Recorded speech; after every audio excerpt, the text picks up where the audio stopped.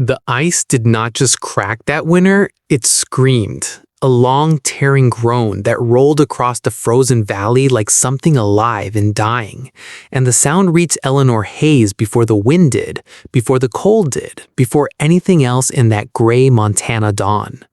1868. 3 days of storm behind them, and no end yet in sight. Snow piled past the fence rails, the river locked under ice thick enough to walk a wagon across, or so everyone in the territory believed until that morning proved them wrong. Eleanor was 30 years old and had been a widow for 2 winters, since the fever took her husband Thomas in the space of a single terrible week, and left her alone on 60 acres of homestead with his rifle over the mantle, his horse in the barn, and the quiet in the cabin that pressed against her ears at night like something with weight to it. She had built a life out of small rituals since then. Rise before light. Break that ice on the trough, feed the mare, split what wood the storm allowed, and try not to listen too closely to the wind, because the wind in that country had a habit of sounding like voices she no longer had any right to hear. But the cry that came rolling up from the river that morning was no trick of the wind. It came again, raw and pleading, and Eleanor's hands went still around the axe handle, her breath catching in her chest, because there was something in that sound that no animal ought to make, something that sounded almost like begging. She told herself plainly that it was none of her concern, that a woman alone had no business going toward danger instead of away from it, and she even managed 3 full steps back toward the cabin door before the cry rose a 3rd time, weaker now, more desperate, and her feet simply turned without her permission and carried her toward the river instead. She grabbed the coil of rope hanging inside the barn door without breaking stride, and ran through snow that swallowed her to the knee, her shawl tearing loose behind her, her lungs burning raw with cold air, and the closer she came to the water, the worse the sound became, until she broke through the last stand of pines and stopped so suddenly she nearly fell. A wide section of river ice had given way in the night, tearing open a black wound of freezing current in the middle of what should have been solid white, and in that water a whole pack of wolves was drowning. Some clawed at the broken edges and found no purchase, sliding back under with each failed attempt. Others had already gone still beneath the surface, and Eleanor understood with sick clarity that she had likely arrived too late for some of them already.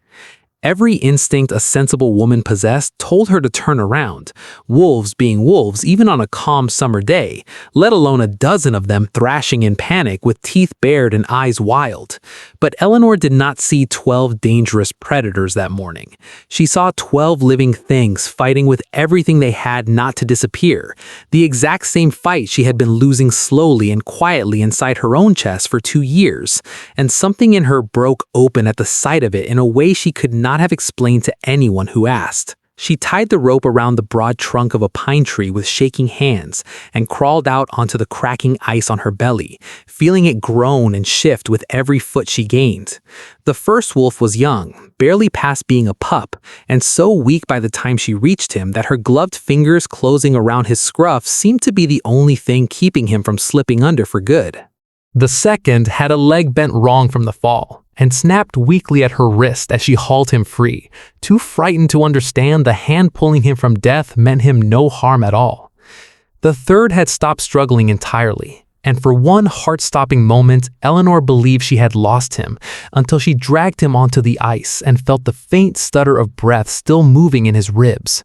She kept going. A 4th, a 5th, a 6th, her arms screaming, her gloves soaked through with blood not her own, the cold climbing past her wrists and into her bones until she could barely feel her own fingers closing around fur and flesh. Twice the ice cracked wide beneath her, and she felt the black water reach for her own boots, and twice she forced herself not to think about what would happen if it took her instead. By the time the 11th wolf lay shivering safe on the bank, Eleanor collapsed onto her knees in the snow with nothing left in her, certain in every part of her body that she had given everything she had to give. She believed in that moment that it was finished. Then she heard one final splash behind her, and her heart seized cold in her chest. A 12th wolf remained, and he was unlike any of the others, immense in size, his coat a deep and ragged silver, soaked dark with blood from a wound torn through his shoulder, the unmistakable mark of a hunter's bullet, old enough that the cold had reopened it, and fresh enough that it was bleeding freely into the water around him. Every time he gathered himself to climb out, the ice broke beneath his great weight and dragged him back under, and each attempt seemed to cost him more than the last had. For one long moment, his eyes found hers across the broken ice, and something passed between them that Eleanor had no proper word for even years later when she tried to describe it to her grandchildren. Something that looked like fear and pain, and a loneliness so deep and so familiar that it struck her harder than the cold ever had. "Do not you give up on me," she said aloud, her voice cracking, and before sense could stop her, her body was already moving again, back out onto ice that split and groaned beneath her in long, jagged lines. She reached the broken edge and stretched her arm down into the black water until her fingers closed around his thick fur, and she pulled with whatever strength remained in her, but he was simply too heavy. Far too heavy for one exhausted woman alone, and no matter how she strained, he would not come free of the current pulling at him. Tears froze to her cheeks, even as she pulled again. "Please," she begged the river, "please do not take this one too." It was then that something happened which Eleanor would speak of for the rest of her life, and which few who heard it ever fully believed. The 11 wolves she had already saved, creatures who by every law of nature should have fled into the tree line the moment they were free, turned back instead toward the river. One by one, they gripped the trailing length of rope in their teeth, planted their paws against the snow, and pulled alongside her, a strange and silent congregation of survivors, laboring together to save the one among them still lost to the cold. Inch by inch, the great wolf slid free from the water and across the ice until he collapsed at last upon the frozen bank, alive, his sides heaving, blood staining the snow beneath him a deep and startling red. Eleanor sat back in the snow and wept, not from fear this time, but from something larger than fear, something close to grace. The wolves did not run from her that night, choosing instead to circle the homestead at a wary distance through the dark hours, and though she could not have explained why, Eleanor felt safer with them out there in the cold than she had felt inside her own four walls in 2 long years. The great silver wolf she dragged by sled to the shelter of her barn, cleaning the wound at his shoulder with lantern light, and packing it with what herbs she kept, talking to him in a low, steady voice the entire while, as though he might understand every word. And in his own way, perhaps he did. It was 4 mornings later, while Eleanor stood again at the woodpile in the great hour before sunrise, that the wolves nearest the tree line went suddenly still, every head turning as one toward the ridge above the homestead, and a low warning sound rose from deep in the great silver wolf's chest, where he lay recovering near the barn door. Eleanor's hand found the rifle she now kept always within reach, her heart climbing into her throat as she watched the tree line, and for a long, suspended moment, nothing moved at all except her own ragged breath in the cold air. Then a figure came down out of the pines, slow and unsteady, leading a horse that limped badly on its foreleg, a tall man wrapped in a heavy cavalry coat, with a rifle slung across his back and blood crusted dark along one side of his ribs. Eleanor raised her own rifle without hesitation, her voice steadier than she felt. "That is far enough," she called out, and the man stopped at once, both hands rising slowly away from his weapon. "My horse threw a shoe back in the pass, and I took a bad fall in the rocks I would rather not discuss further," he said, his voice rough with exhaustion. "I mean you no harm, ma'am, only shelter from this storm if you can spare it, and I will be gone the moment I am able." The wolves at the tree line had not moved either, watching the stranger with the same wary stillness as Eleanor herself, and something in that shared caution, animal and woman alike refusing to be fooled too easily, settled her enough to lower the rifle, though only part way. His name, she learned once she had brought him inside and seen properly to the wound along his ribs, was Jacob Hale, formerly of the cavalry, a man who had spent the years since the war drifting from one territory to the next without ever quite settling, as though something followed close behind him that he could outrun but never lose entirely. When he woke the following morning to find a wolf nearly the size of a yearling calf watching him through the cabin window, he came up off the floor reaching for his rifle before Eleanor's hand closed firm over his arm. "He saved my life and I saved his, and that debt is settled fair between us," she said simply. And something in the plain, unashamed way she said it made Jacob go still and look at her properly for the first time, the way a man looks at a woman. Someone he has badly misjudged. The days that followed fell into a quiet rhythm neither of them spoke of directly. Jacob's horse needed time to mend, and so did his ribs. And so, Eleanor began to suspect, watching him some evenings stare too long into the fire, did something in him that no bandage could reach. He mended the fences the storm had torn loose without being asked, chopped wood until the stack by the door grew taller than it had been in 2 years, and in the evenings sat across the small table from her while the wolves kept their distance outside the window, watching, waiting, as though even they understood that something careful and important was taking shape inside those 4 walls. He told her, slowly, in pieces, offered only when he was ready to offer them, about a brother who had not come home from the war, about men under his command he had not been able to save, about the particular silence that follows a man who has seen too much and said too little about it since. She told him about Thomas, about the fever that took a whole life in the space of a single week, about the silence that had followed her ever after. Neither spoke the word love, not yet, not aloud, but it lived plainly enough in the space between their sentences, in the way Jacob's eyes followed her across the yard each morning, in the way Eleanor found herself listening for his footsteps the same way she had once listened for her husband's. The trouble arrived on a hard, bright afternoon 3 weeks later, when 3 riders came up the trail from the east, bounty men hired to clear wolves from the territory for the silver paid on their pelts, word having reached the nearest town of a widow woman keeping a wolf pack tame near her homestead. They rode in armed and unsmiling, and their leader, a broad man with a scar through one eyebrow, informed Eleanor plainly from his saddle that she would hand the wolves over peaceful or watch them shot where they stood, her choice entirely.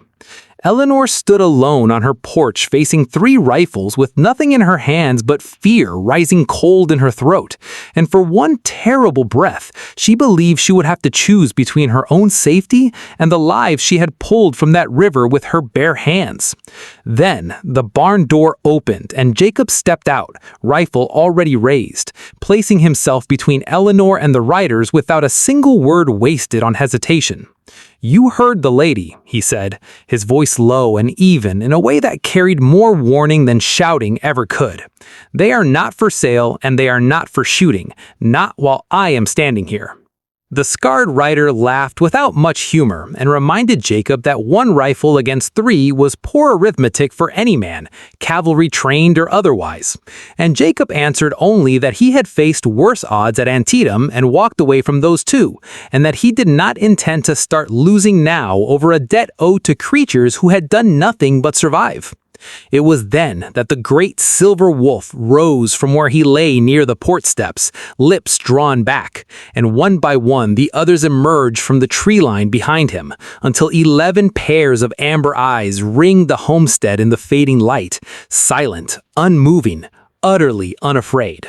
The bounty men's horses began to shy and stamp beneath them, and the scarred rider, weighing 3 armed men and a string of nervous horses against a soldier who clearly meant every word, and the pack of wolves, who showed no fear of rifles at all, found the arithmetic suddenly less favorable than he had believed. They turned their horses and rode back the way they had come, muttering threats that both Jacob and Eleanor understood, by the set of the rider's shoulders, would not be carried out again.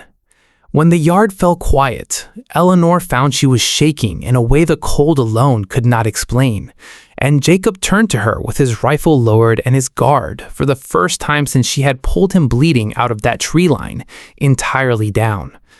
"I have been running from one place to the next for 3 years, searching for something I could not even name," he said quietly. "And standing here just now with wolves at my feet and your safety the only thing in my mind, I believe I have finally stopped running." Eleanor did not answer him with words. She crossed the distance between them and took his hand, and he let her, and the great silver wolf settled back down into the snow with his head upon his paws, as though satisfied that whatever debt he carried had finally, in whatever way wolves understand such things, been repaid in full. Spring came slow to the valley that year, melting the drifts and patches, freeing the river at last of its ice, and Eleanor woke one quiet morning to find the wolves gathered in the meadow beyond the cabin, healed now, strong now, ready to return to the wild country that was rightfully theirs. She and Jacob stood together on the porch and watched them go, watched the great silver wolf pause at the tree line and turn back one final time, his eyes finding hers across the distance the same way they had that first terrible morning on the ice, before he too turned and disappeared into the trees. "Goodbye, old friend," Eleanor whispered, and beside her Jacob took her hand once more, and the silence of the homestead no longer pressed against her the way it once had, because it was not empty silence any longer, only quiet, the good and settled kind that comes from a house no longer carrying its grief alone. They were married that same autumn in a small ceremony attended by neighbors from 3 homesteads over, and built a life together on that land, raising children who grew up hearing the story of the winter their mother pulled 12 wolves from a freezing river and found in the largest and last of them a debt that would one day bring their father safely to her door. And every so often, on a clear evening when the light fell long and gold across the meadow, an old gray wolf, gray now with true age rather than only color, would appear at the edge of the tree line and watch the homestead a while before turning silently back into the forest. Never closer, never gone for good, simply present, simply watching over the family his rescue had somehow made possible.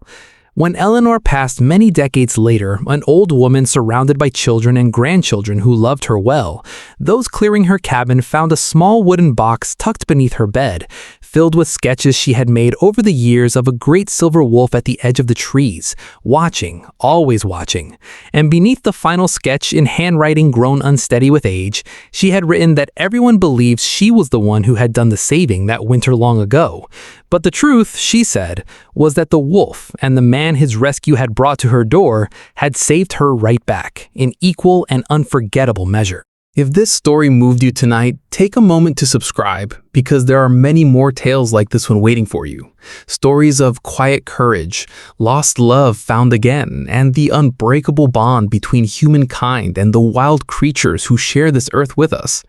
Like this video if you believe that kindness, even shown to the most feared and misunderstood creatures, always finds its way back to us in the end.